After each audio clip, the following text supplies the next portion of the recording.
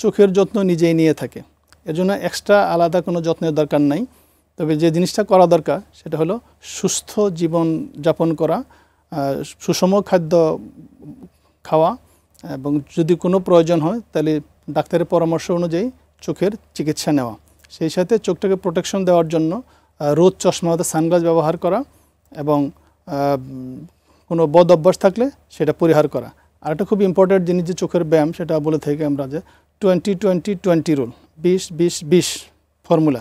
এই ফর্মুলাতে যেটা সেটা হলো 20 মিনিট কাজ করার পর আমি 20 সেকেন্ডের জন্য দূরে 20 ফিটেরও বেশি দূরে তাকাবো, তখন রিল্যাক্স থাকবো, এবং তারপর কয়েকবার পলক ব্লিঙ্ক করব, ব্লিঙ্ক করার পর আমি আবার পুরোনো কাজে চলে যাব।